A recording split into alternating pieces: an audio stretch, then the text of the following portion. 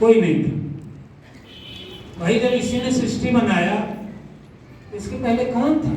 कोई नहीं था। इसके बाद भी कोई नहीं रहेगा, सब प्रलय हो जाएगा, लय हो जाएगा, इसमें लय हो जाएगा, अपने में समाहित कर लेगा निराकार, तो कोई नहीं रहेगा। तो जिसके पहले कोई ना हो, जिसके बाद कोई ना हो और स्वयं हो, खुद हो, वही खुदा। तो कहने का मतलब सारे धर्म, जो ये धर्म में ईसाई बने हुए, ईसाइयों में भी ऐसे ही है। मूल जो बात है, जो ज्ञान है, वो सब में एक ही है, लेकिन पता नहीं कैसे हम लोगों ने बांट लिया आपस में। ज्ञान सब एक ही है सब जगह, बताने का तरीका अलग अलग है, समझने का तरीका, लिखने का तरीका अलग अलग, शब्दों के फेर हैं, भाषाओं का फेर है। तो ये भगवान को नाम कुछ भी रखिए, उसी समय हमको भगवान ने ज्ञान दिया जब ये सृष्टि बनी। और फिर उसी को कहिए, सूर्य कहिए, कुछ भी कहिए। इसमें लिखा है, वेदों में आया है, सूर्य का मतलब सूरा। सूरा, सूरा माने हमारी जो रूह है, जो हमारी आत्मा है, वो हम हैं। सूरा माने दूसरा कुछ नहीं, शराब दारू नहीं, सूरा कहते हैं। तो सूर्य का मतलब उसमें ये बताया, सूरा। आध्यात्मिक रूप से देखिए तो सूरा वो हमारा रूह है, भगवान से जुड़ा हुआ है, भगवान ने उसको दिया ये ज्ञान, उसमें उसको ज्ञान है। फिर उसमें क्या होता है, बाद में चलते चलते हम जो हमारी आत्मा है, रूह है, पीछे हो जाते हैं, मन आगे आ जाता है। मन तो वही मनु है। ये सूरज जो है, रूह से मन में आता है ये ज्ञान, थोड़ा डाइल्यूट हो गया, कम हो गया, उसका रूप थोड़ा माया में बंधने लगा। अब वो मन जो है, इसी से उत्पन्न होता है इच्छा, जो इच्छा को है।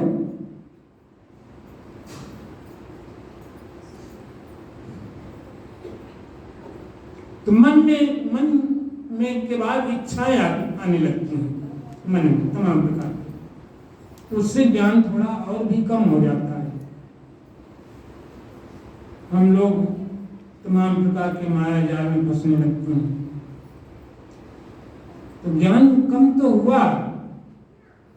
और वो उन्होंने ये भी बताया कि मनु के बाद इच्छा को, इच्छा के बाद वो कहते हैं कि धीरे धीरे इसका लोप भी हो जाता है, लोग भूल जाते हैं इस ज्ञान को, तब हमको फिर आना पड़ता है।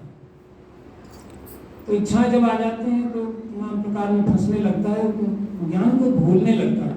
शुरू में हमारा नाता ब्रह्म से लगा रहता है जब तक हम दुनिया में नहीं आए। सृष्टि के शुरू में, कल्प के आदि में,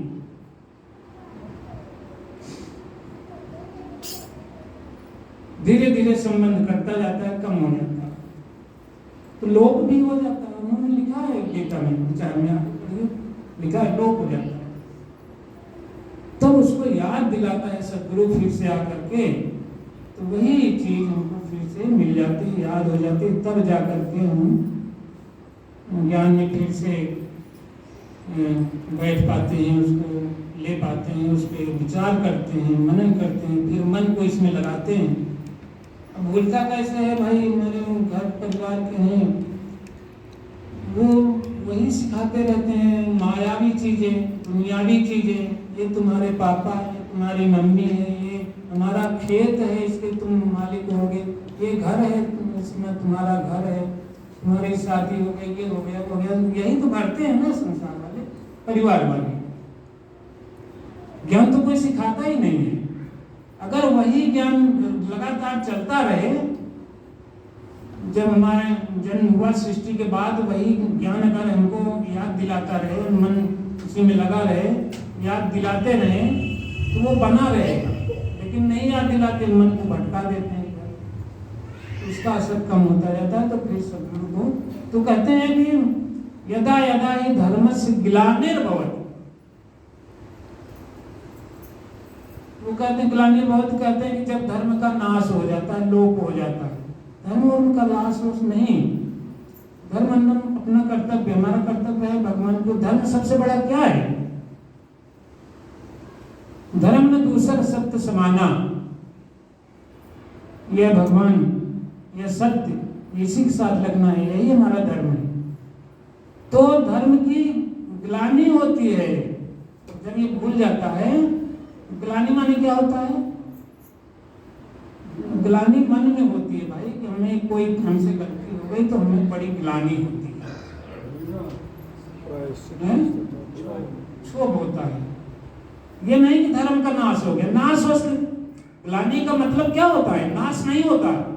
ग्लानि का मतलब हमारे मन में बड़ी हमको ग्लानि हो गई, भाई हमसे गलती हुई, बड़ी ग्लानि हो गई, बड़ा क्षोभ हुआ, हमें हम सोच में पड़ गए, इसको कहते हैं ग्लानि।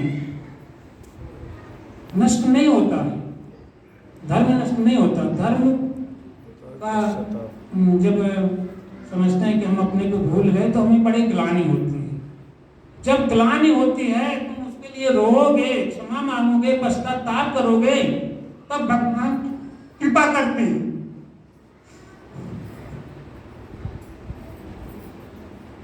और आकर के ये ज्ञान फिर से देते हैं, तब हम इसमें लग जाते हैं। ये है, कई जन्म होते हैं और भगवान फिर हमको शरण में लेते हैं। जब हम अपने मन में ग्लानि करते हैं, कुछ पश्चाताप करते हैं, पछताते हैं कि अरे हमने क्या कर दिया, कहाँ चले गए, हम अपना धर्म छोड़ दिया, अपना ज्ञान छोड़ दिया। जब कुछ समझदारी होती है तब अगर ग्लानि करोगे, माफी मांगोगे, भगवान से प्रार्थना करोगे, तो किसी न किसी रूप में आपको ज्ञान आकर के दे देंगे, फिर से वही याद दिला देंगे। नहीं ग्लानि करोगे, नहीं माफी मांगोगे, भगवान से अर्चना नहीं करोगे, तो लगे रहो संसार में, अपना लगे रहो। उसी को कहते हैं संसार में लगा है, 84 लाख योनियों में जा रहा है, भोग रहा है। थोड़ा सा ध्यान देने के बाद 84 लाख योनियां भी क्या है?